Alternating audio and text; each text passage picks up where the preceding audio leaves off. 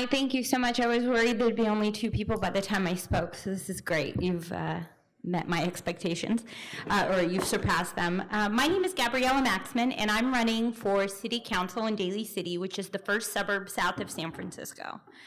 I came to this country in 1988 as a refugee from the former Soviet Union, and I grew up with a single mother who worked 2 jobs to support us. Because of how busy she was, I relied heavily on the library. The local librarian was like a second mother to me and was often there for me when my own mother was too busy. I know all about the struggles of those in Daly City, most of whom are immigrants, go through, because I went through them too. Today, I'm going to talk to you a little bit about how the libraries are a central part to the data privacy security in small municipalities. Now, this may seem like a stretch, but I promise there is a very, very vital tie-in here. The libraries are one part of the system that's housed in a local city government. Data breaches could impact local libraries, but they can also impact local government's ability to deploy public safety officers, police, fire, and EMTs.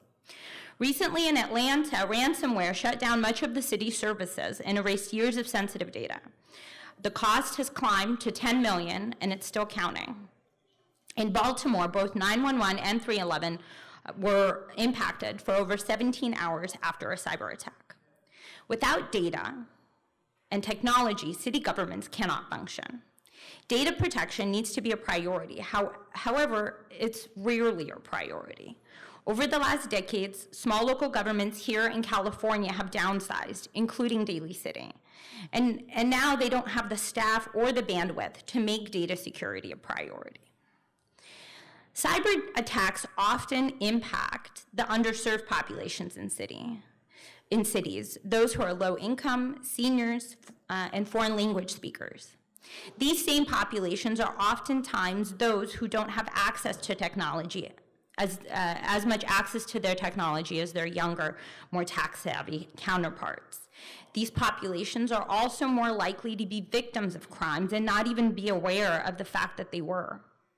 They're often the same populations who take advantage of the libraries. In Daly City, the libraries provide access to technology to underserved communities. While walking precincts during the day, I'm struck by how many senior citizens don't have computers at home.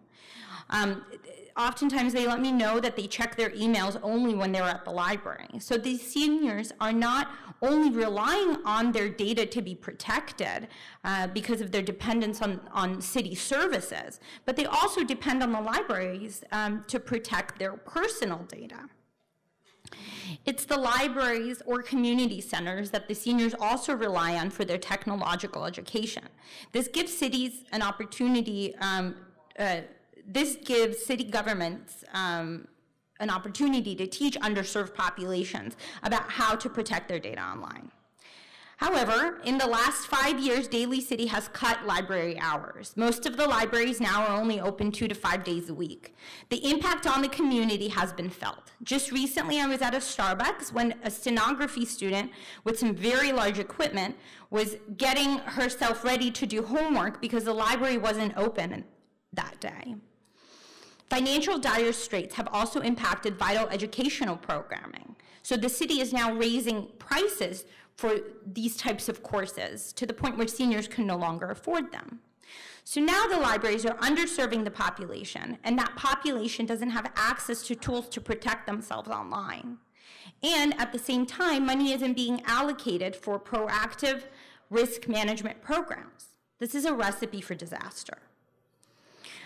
My goal for Daly City is to bring in more economic development to help the city increase their revenue and tax base. It's also important to think about public safety to include data privacy and security and find ways to allocate resources to create sustainable security policy. What's even worse than not having enough emergency public safety staff during an emergency or a disaster is not having enough operational emergency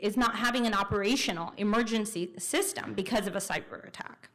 As City Councilwoman, I'll use my financial planning and analysis skills to develop fiscally sustainable budgets that focus on the various needs of the community, putting the safety of the citizens first.